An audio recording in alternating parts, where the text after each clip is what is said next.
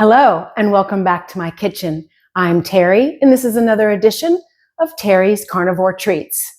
So today I'd like to take you on a trip down memory lane for a carnivore treat that is beyond nostalgic for me.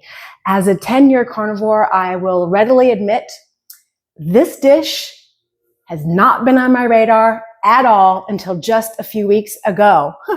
And maybe that's because I'm really not a big seafood eater. I never have been my whole life, and I certainly haven't eaten much seafood during my carnivore journey the last 10 years. But back in the 70s, when I was about 10 years old or so, I used to live in Florida, and my brothers would go crabbing. And they'd bring home these amazing crabs, and my mom would boil them up, and she would make crab dip. I'm not exactly sure what sparked the crab dip memory to come back, but I sure am glad it did. So let's go take a look at the gadgets and ingredients so that you can enjoy the crab dip too. The ingredients that you'll need are some crab meat. I have used both lump crab meat and crab claw meat.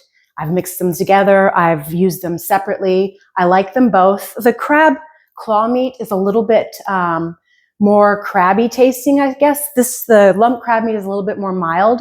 Either one works. They're both tasty. Also, you're gonna need some lemon zest and lemon juice.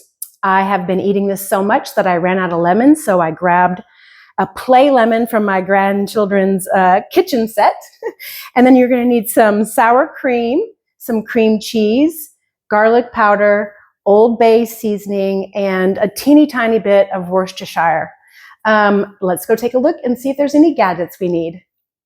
You don't really need any gadgets. I myself like to use a hand mixer. You can certainly use a whisk or a spoon. The cream cheese does get softened. It comes to room temperature, so it's easy enough to whisk, but I just prefer using a hand mixer. So, all right, let's go get mixing that crab dip, y'all.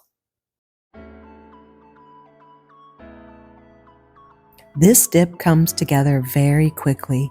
It tastes good right away, but better after being chilled for a few hours, and even better the next day when all of the flavors have marinated in.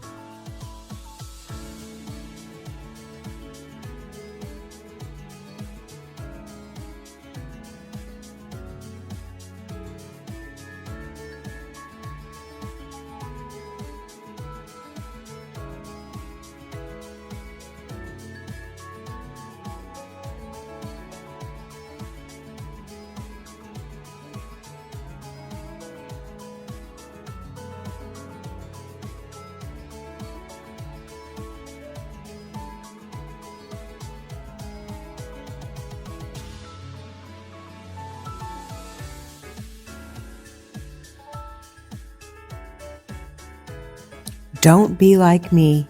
Be sure to use a big enough bowl. It makes mixing much, much easier.